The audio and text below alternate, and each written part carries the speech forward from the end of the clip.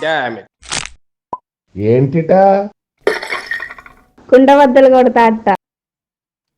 నమస్కారం. కొండబద్దల ప్రేక్షకులకు స్వాగతం. ఏపీ సీఎంగా ఉన్న చంద్రబాబు నాయుడు గారు ఇప్పుడు ఉప ప్రధాని కాబోతూ ఉన్నారు. కేంద్ర రాజకీయాల్లోకి వెళ్ళబోతున్నారు. రాష్ట్రంలో ఇక్కడ లోకేష్ని సీఎం చేయబోతున్నారు అని 2-3 రోజులుగా ఒక చర్చ అయితే నడుస్తోంది. ఈ రోజున అది తారాస్థాయికి కూడా చేరుకుంది. కాకపోతే మరొక వైపున బీహార్లో నితీష్ కుమార్ చేత సీఎం పదవికి రాజీనామా చేయించి ఆయన రాజ్యసభకు తీసుకెళ్తే ఆయన ఉప ప్రధాని అయ్యే అవకాశాలు ఉన్నాయా? అసలు ఇప్పుడే నారా లోకేష్కి ఆంధ్రప్రదేశ్ పగ్గాలు అప్పజెప్పటం అనేది ఇప్పుడు సాధ్యమయ్యే పనేనా? నిజంగానే చంద్రబాబు నాయుడు గారు కేంద్రం రాజకీయాల్లోకి వెళ్ళాలనుకుంటే గనుక ఇంతకాలం వేచి ఉండాల్సిన అవసరం ఉందా?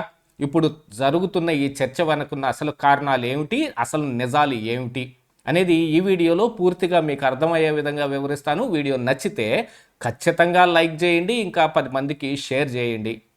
అలాగనే మన కొండబద్దల ఛానల్ని సబ్స్క్రైబ్ చేసుకోకుండా ఎవరైనా చూస్తూ ఉంటే ఇమ్మీడియట్గా సబ్స్క్రైబ్ చేసుకోండి. నోటిఫికేషన్ల ద్వారా లేటెస్ట్ అప్డేటెడ్ వీడియోలు మొత్తం మీ ముందుకు చాలా త్వరగా వచ్చి చేరుతాయి. ఇక అసలు విషయానికి వస్తే, చంద్రబాబు నాయుడు గారు ఉప ప్రధాని అయి కేంద్ర రాజకీయాల్లోకి వెళ్ళబోతున్నారు. రాష్ట్రం పగ్గాలు లోకేష్కి అప్పచెప్పబోతున్నారు అనేది వార్త. ఈ వార్త ఎందుకు బయటకు వచ్చిందో కానీ చంద్రబాబు నాయుడు గారు అయితే రాష్ట్రం వదిలిపెట్టి వెళ్ళే అవకాశాలు నాకైతే తక్కువగా కనిపిస్తున్నాయి. కానీ ఇప్పుడున్న పరిస్థితుల ప్రకారం చర్చ ఇంత తీవ్ర స్థాయిలో జరగడానికి గల కారణం ఏమిటి? నిజంగా చంద్రబాబు గారు వెళ్ళదలుచుకుంటే గతంలో మరి ఆయనే ప్రైమ్ మినిస్టర్ క్యాండిడేట్ని నిర్ణయించగలిగేంత అధికారాలు ఆయనకు ఆ రోజుల్లో ఉన్న సమయంలో అంతా వదిలేసుకొని చిట్ట చివరి సమయంలో అందున రాష్ట్రం గడ్డు పరిస్థితుల్లో ఉండగా అనేక రకాలైన ఇబ్బందులు రాష్ట్రంలో ఇలానే వదిలిపెట్టేసి ఆయన కేంద్ర రాజకీయాలకు వెళ్ళిపోతారా? ఇప్పటికిప్పుడు నారా లోకేష్ పట్టాభిషేకం చేయటానికి పూనుకునే అవకాశం ఉందా? అంటే ఆయన్ని సీఎంని చేసి మరొక వైపున పవన్ కళ్యాణ్ కానీ ఈ జన సైనికులలో కానీ ఒక అసంతృప్తి మిగిల్చే అవకాశం ఉందా అని అంటే దాదాపుగా లేనట్టుగానే కనపడుతుంది. ప్రస్తుత రాష్ట్ర పరిస్థితుల్ని దృష్టిలో పెట్టుకుని చంద్రబాబు నాయుడు గారు చాలా తీవ్రమైన నిర్ణయాలు తీసుకుంటూ ఉన్నారు. ఆ విషయం అయితే ఇక్కడ కనపడుతోంది. అభివృద్ధి దిశగా దీన్ని పయనం చేయటానికి అనేక రకాలైన పరిశ్రమలని తీసుకొచ్చి ఒకవైపు వైజాగ్లో కావచ్చు, మరొక వైపున విస్తృతంగా అభివృద్ధికి ఆయన బాటలు వేస్తూ ఉన్నారు. మరొక వైపున ప్రతిష్టాత్మకంగా ఆంధ్రప్రదేశ్ రాష్ట్రానికి ఎప్పటిదాకా రాజధాని పూర్తి స్థాయిలో ఏర్పడకపోయినా అమరావతి నిర్ణయం అయితే జరిగింది. ఇంకా దాన్ని నోటిఫై చేయించాల్సిన అవసరం కూడా ఉంది. దానికోసం కూడా విపరీతంగా కృషి జరుగుతున్నారు. ఇప్పుడు పార్లమెంటు సమావేశాల్లో అది అయ్యే అవకాశాలు ఉన్నాయి అనేది తెరపైకి వచ్చినా కానీ దాదాపుగా వాయిదా పడ్డట్టుగానే కనపడుతోంది. ఈ పరిస్థితుల్లో చంద్రబాబు గారు రాష్ట్రాన్ని వదిలిపెట్టి వెళ్తారంటే ఖచ్చితంగా వెళ్ళే అవకాశాలు కనపడటం లేదు. మరొక వైపున అలా వెళ్ళి లోకేష్కి సీఎం పదవి అప్పచెప్పటానికి ఇప్పుడు పవన్ కళ్యాణ్ కూడా కూటమిలో కలిసి ఉన్నాడు కాబట్టి పవన్ కళ్యాణ్ వైపు నుంచి మరి ఆయన సొంతగా ఆయన ఏం అభ్యంతరాలు పెట్టకపోయినా పార్టీలోంచి చాలా రకాలైన వాయిస్లు ఇప్పుడు లెగవటం మొదలు పెడతాయి. ఊరికే ఉత్తిపుణ్యానికే ఈ అంబటి రాంబాబు మీద జరిగిన దాడి అని పేరుతోటి, అంటే ఆయన బూతులు తిట్టింది కానీ చంద్రబాబు నాయుడిని దూషించింది కానీ అవన్నీ పక్కన పెట్టేసేసి అదంతా వేరేనండి, ఆయన ఇంటి మీద ఎలా దాడి చేస్తారు అని కాపుల్లో నుంచి కొంత ఉద్వేగభరితమైన వాళ్ళందరినీ సైడ్ చేయడానికి ఒక పైపు వైఎస్ఆర్ కాంగ్రెస్ పార్టీ ఒక ప్రయత్నం చేస్తూ ఉంది. ఈ రోజున అంబటి రాంబాబు కావచ్చు, కాపు నాయకులందరూ కూడా మరి వైజాగ్లో ఒక ఈ మీటింగ్ కూడా పెట్టుకున్నట్టుగా కూడా కనపడుతుంది.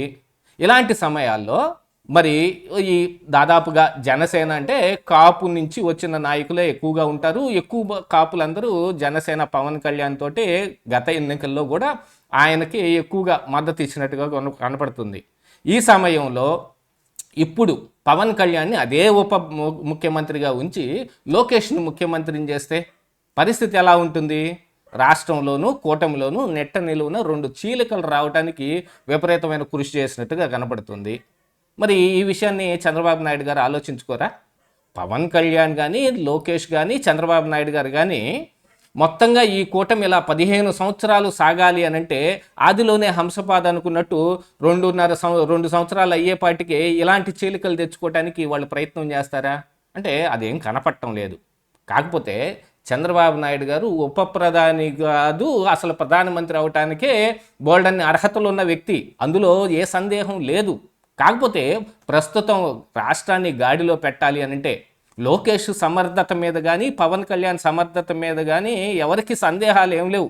ఒకవైపున సలహాలు సూచనలు ఇచ్చి వీళ్ళ చేత రాష్ట్రంలో ఈ పని చేయించదలుచుకుంటే, మరి ముఖ్యమంత్రిగా పవన్ కళ్యాణ్ని పక్కన పెట్టేసి లోకేష్ని చేయగానే మరి ఇక రాష్ట్రంలో ఏరి కోరి మరి కమ్మ కాపుల మధ్య తగాదాలు తెచ్చుకున్నట్టు అవుదా?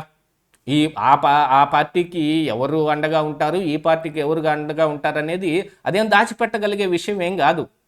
ఇప్పుడు మా తరపు నుంచి సీఎం కాకుండా ఆయన సీఎం అవుతానంటే మేము ఒప్పుకోమని కాపులు కానీ, లేదు లోకేషే సీఎం అయి తీరాల్సిందేనని మరి అటువైపు కమ్మలు కానీ కూర్చుంటే మరి కూటమిలో చీలికలు వస్తాయి. ఈ చీలికలు రావడానికి కొంచెం ఉప్పందించడానికి వైసీపీ ఎప్పుడూ ఖచ్చితంగా వాళ్ళ ప్రయత్నాలు వాళ్ళు చేస్తూ ఉంటారు. కాకపోతే చంద్రబాబు నాయుడు లేని ఈ ఆంధ్రప్రదేశ్ రాష్ట్రాన్ని ఎలా ఊహించుకోగలుగుతాం అని ఒకసారి చూసుకుంటే, ఇంకా గాడిలో పడని రాష్ట్రాన్ని వదిలేసి చంద్రబాబు నాయుడు గారు కేంద్రం వెళ్ళే పరిస్థితులు అయితే కనపడటం లేదు.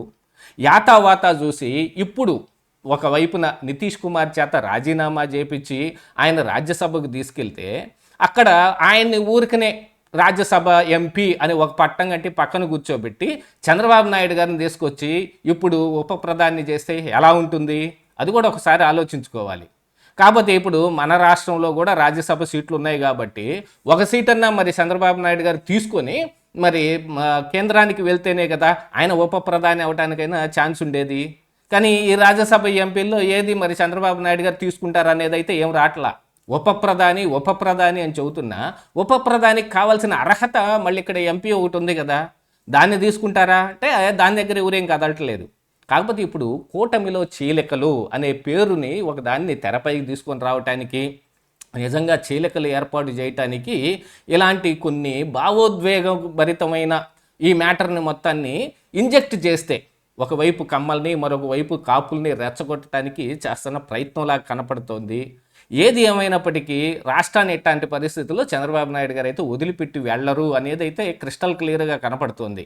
దీంతో పాటుగా కేంద్రంలో ఆయన ఉప ప్రధాని అయ్యి ఏం చేస్తారు? ప్రధాని నరేంద్ర మోడీ ఉన్నారు, మరి ఇంకొక వైపున అమిత్ షా హోంమంత్రిగా ఉన్నారు.